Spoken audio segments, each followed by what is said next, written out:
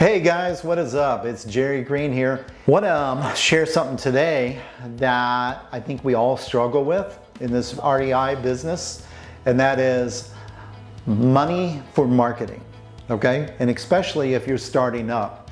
I know that's an area that we all really struggle with on a deeper level when we're starting up, but even as we're growing on things, it's a constant battle.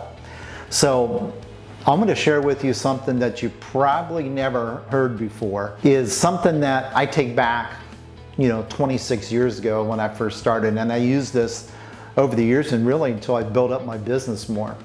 And this is something that's pretty cool, guys, and I think you'll really enjoy it. But what it comes down to is this.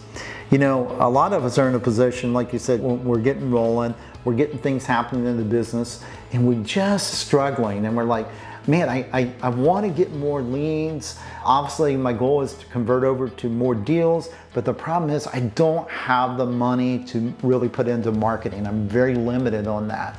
So, years ago when I started thinking about this, I thought, wow, how can I do this? Because I was in a position where when I first started, I was putting in maybe $500 a month into marketing, and I really wanted to amp the things up, but I didn't have the funds to be able to do it.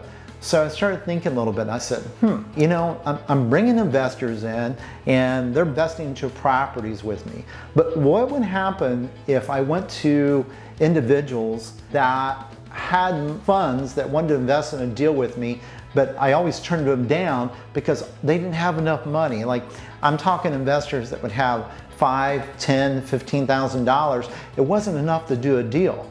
So what I started looking at is, why couldn't I go to those individuals and ask them to invest into my marketing? Yes, you heard that, invest into my marketing. So here's what I would do. I would just go out and basically find an investor, and maybe they had $10,000. So I would take $10,000 of their funds, okay? And I would say, hey, look, guys, obviously we tried to get you into a property that wouldn't work because you just didn't have enough funds here. So what we'll do is we'll take this money here and we'll invest it to maybe 1 or 2 marketing campaigns. So we would actually direct this money right into some type of marketing. So we run it into a marketing campaign or 2, and we would track those. So that was their particular marketing campaign that they were coming in. Basically, if you want to look at it real simple, is I actually set up where they would JV with me. Okay, so they would joint venture, but they would do it on the marketing side.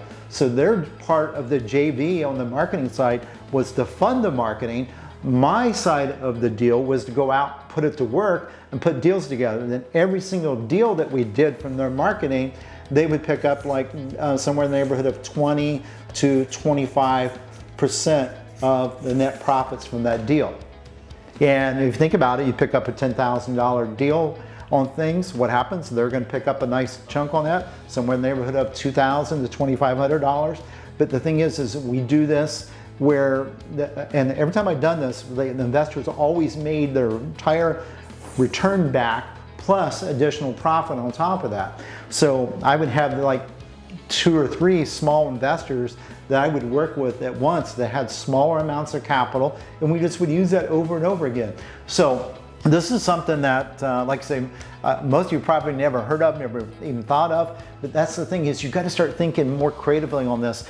And this is something I would do is basically, if I didn't have the marketing funds myself, I figured out a way to bring somebody else in on the marketing, become a JV partner with me on the marketing, and then benefit in the profits we would receive from that marketing.